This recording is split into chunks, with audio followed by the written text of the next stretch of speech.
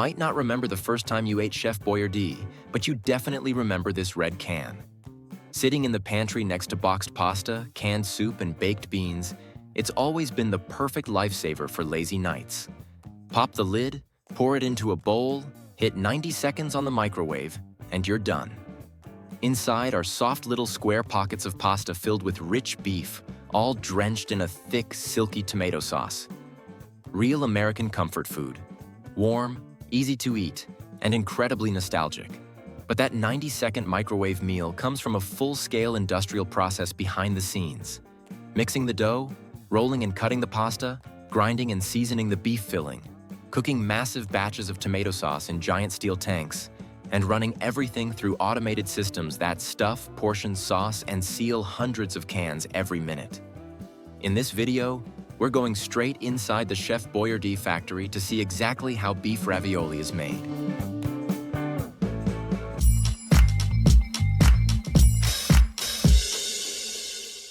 The smiling man with the big mustache on the Chef Boyardee can isn't just some random cartoon mascot. He was a real person. A well-known Italian chef named Hector Boyardee. Hello, may I come in? In 1915, he arrived in the US with a simple dream: bring real Italian food to American diners. Not long after, he got an offer that was hard to turn down: become head chef at the fancy Winton Hotel in Cleveland, Ohio. There, his pasta dishes, especially his spaghetti, kept guests coming back night after night, and the dining room was always packed. People loved Chef Hector's food so much that they didn't just line up for a table. They started begging him for recipes and asking if he could sell them something to take home. Instead of saying no, this resourceful chef came up with a very handmade solution. He washed out empty glass milk bottles, filled them with his signature spaghetti sauce, then added dry pasta and Parmesan cheese so guests could take home a complete Italian meal kit. People went crazy for it. They'd finish the bottle, then bring it back to get it refilled.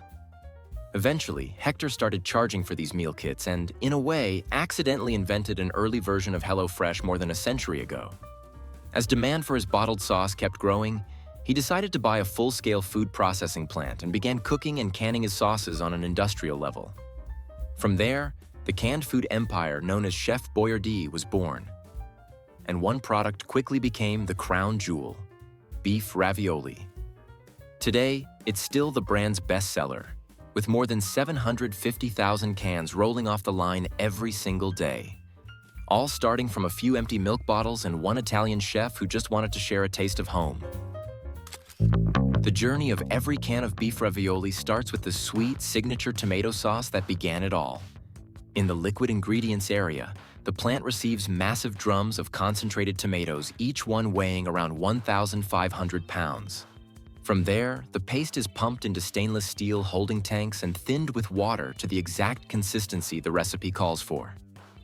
Once the tomato base is ready, sugar, salt, basil, rosemary, paprika, and a precisely measured blend of secret seasonings are added, building that signature flavor and making the sauce thick enough to coat every single ravioli.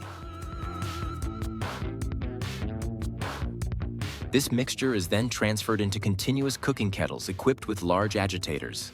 These are steam-jacketed vessels, which allow the sauce to heat evenly without scorching on the bottom. Here, soybean oil, diced carrots, dried onions, natural flavors, enzyme-modified cheese, and even pre-cooked ground beef are added in sequence while the paddles keep everything moving. The hot steam brings the mixture up to about 194 degrees Fahrenheit, fully cooking the tomatoes and helping all the ingredients meld together. For nearly an hour, the kettles run non-stop, stirring as the blend bubbles away, slowly transforming it into a thick, deep red sauce that smells amazing. Once the tomato sauce is perfectly dialed in and kept warm in holding tanks, the line moves on to the rest of the meal: the beef filling that will be tucked inside every little ravioli. That journey starts with fresh beef, delivered to the plant daily in deeply chilled blocks. These blocks are fed into a coarse grinder, where the meat passes through an industrial plate with large holes and gets broken down while still keeping some muscle texture. From there, the crumbled beef falls onto a conveyor and heads into a second grinder fitted with a finer plate. This step brings the meat down to a smaller, more uniform particle size that's easier to blend with the other ingredients. Once the desired texture is reached, the ground beef is combined with carefully measured grain-based ingredients loaded into separate hoppers. These components help absorb moisture, keep the filling tender, and maintain its structure so the inside of each ravioli doesn't turn into a dry, overcooked meat plug. All the dry ingredients, ground beef, dry seasonings, salt, pepper, onion powder, garlic powder, tomato powder, and more, are transferred into a large heated paddle mixer for a light pre-cook. Here, water and oil are added to boost moisture and flavor. The paddles turn continuously, pulling everything together into a cohesive filling with no dry spots or soggy pockets. As the mixture heats and tumbles, the beef loosens, soaks up the seasonings, and turns into a smooth, pliable, deeply flavored filling, ready to be pumped over to the next station, where sheets of ravioli dough are waiting to wrap around it. In the dough prep area, big bags of flour stacked on pallets are fed one by one into a loading hopper. From there, an automatic dosing system weighs out the exact amount of flour and drops it into an industrial mixer. According to a preset formula, water and a bit of salt are pumped in, along with cooking oil that's been blended with turmeric powder to help the dough roll out more easily. As each batch starts mixing, powerful paddles pull the dry flour and water together, transforming the loose mix into clusters of moist crumbs. This happens quickly to prevent any big lumps from forming. At first, the mixture doesn't look like bread dough at all. It's more like damp sand, still loose and not fully sticking together. Then, under constant kneading from the paddles, the flour particles slowly link up and come together into a single uniform dough mass. The dough is intentionally kept drier than the bread dough you'd make at home. Throughout this process, the gluten in the flour is woken up and developed into a stretchy network that will keep the ravioli shells from tearing when they're blanched in hot water and later cooked in tomato sauce. Once mixing is complete, the dough is allowed to rest for a few minutes in a cool, enclosed chamber to relax the gluten. After that, the rested dough is fed into the hopper of the sheeting and laminating machine, where it will be rolled out into thin pasta sheets. From the mixer, the dough is extruded, cut into portions, and carried by conveyor to the sheeting line. Here, it's gradually pressed into a smooth, thin, golden sheet. The rollers work slowly and precisely, not just to thin the dough, but to train the gluten structure so the sheet has just the right chew and elasticity. Once it reaches its final thickness, only about 1/25 of an inch, it's ready to meet the filling. Meanwhile, the beef filling that was mixed earlier has reached its target temperature, moisture level, and texture. It's pumped into hoppers above the ravioli former, then fed into small tubes connected to precision metering pumps. Each pump works like an automatic spoon. With every stroke, it pushes out the exact same amount of filling, placing it in perfect position between two continuous sheets of dough running along the conveyor. The filling can be deposited as a continuous strip or as individual pillows in sync with the line. And right after that, a stamping die presses the two layers of dough together while cutting and sealing the edges in one motion. The result is a neat grid of small ravioli, each one like a little square pillow lined up perfectly on the conveyor. Once the ravioli sheets have been stamped and cut, the strips head straight into the blancher.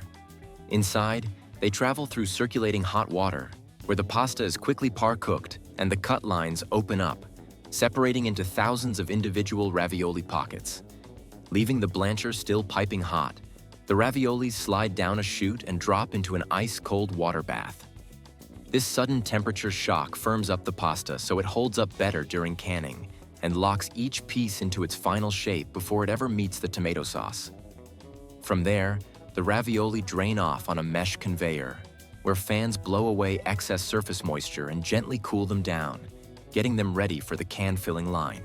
While the ravioli are cooling and draining, another line starts getting their home ready. The steel cans.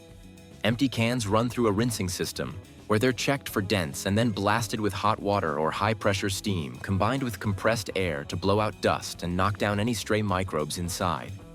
Once cleaned, the cans roll straight over to the ravioli filling area. Here, the cooked ravioli pieces are fed into a pocket filler. a giant rotating table in charge of portioning every single can. As the surface turns, hundreds of ravioli spread out across the circular deck. A guiding arm slowly sweeps them toward round openings, where about 14 pieces drop into each can portion. At just the right moment, the funnel above opens and releases that entire portion neatly into the waiting cans below. Once the cans are loaded with ravioli, they keep moving down the line to the tomato sauce station. The meat and tomato sauce is held in heated storage tanks, kept at around 185 degrees Fahrenheit so it stays hot and flows easily. By formula, each can is roughly 30% ravioli and 70% sauce. The open cans pass underneath a curtain of steaming sauce that's constantly pumped from the tank above. This waterfall of sauce can fill close to 700 cans per minute, and each one catches exactly the amount that's been carefully calculated in advance. After filling, the cans travel along a high-speed conveyor, where gentle movement helps air bubbles rise to the surface. This improves heat transfer during cooking and helps prevent the cans from bulging later on during sterilization. Just a few seconds later, the cans enter a high-speed seamer, which crimps on the lids and forms an airtight double seam, locking the ravioli and tomato sauce safely inside. And to make sure every piece of pasta is completely submerged, the cans begin a wild little journey. They pass through a series of more than 10 rapid flips, tumbling over and over while the sauce inside sloshes back and forth, working its way into every gap and corner. By the end of this flipping cycle, every ravioli is swimming in a thick red sauce, so every spoonful you scoop out is packed with flavor. Right after they're sealed, the ravioli cans head straight into a high-pressure steam sterilization system. Here, hot pressurized steam evens out the temperature between the inside and outside of the can and destroys any remaining microbes. From there, the journey continues as the freshly sealed ravioli cans enter a massive piece of equipment called a rotary pressure cooker. Basically, a giant industrial steam chamber. Inside, the cans rotate slowly in an environment of saturated steam at around 250 degrees Fahrenheit under high pressure for about 30 minutes. That pressure is carefully controlled so the cans don't warp or burst at such an intense temperature, while the steady rotating motion helps the heat spread evenly. The pasta finishes cooking through, the sauce and seasonings meld together, and any bacteria or spoilage spores are almost completely destroyed. This step is essentially the product's final cook, transforming it from a partially cooked meal into a fully shelf-stable canned food that can sit on a store shelf for months at room temperature without refrigeration. When the cans exit the cooker, a robot arm lifts them out and sets them back onto a conveyor, sending them through a cooling zone. As the sauce and filling inside cool down, they contract slightly and create a gentle vacuum that pulls the lid inward just a bit, reducing the amount of residual oxygen inside the can. After leaving the rapid cooling conveyor, the cans of ravioli glide over to the labeling station, where the familiar face of Hector Boyardee is wrapped around each one with full-on brand pride. Next, a can collation machine neatly groups them into the right pack sizes, usually bundles of 6, 12, or 24, and pushes each group into pre-folded cardboard cartons. Once a carton is full, the system automatically closes the flaps, seals them with tape or hot melt glue, and prints the barcode and product info on the outside. These cartons are then stacked onto roller conveyors and sent to the palletizer, where a robotic arm or automated pusher builds tidy layers of boxes onto wooden pallets according to a programmed pattern. From there, the pallets are stretch-wrapped, labeled by production lot, and loaded onto trucks headed to supermarkets and convenience stores all across America, ready for someone to pop a can open and heat it up in under 2 minutes. As the pasta craze exploded toward the end of the 20th century, Chef Boyardee rolled out a whole lineup of new hits: beefaroni, spaghetti with meatballs, lasagna, and extra hearty overstuffed beef ravioli. So what's your go-to Chef Boyardee meal? Let us know in the comments. Thanks for watching Food Tech Today. See you next time.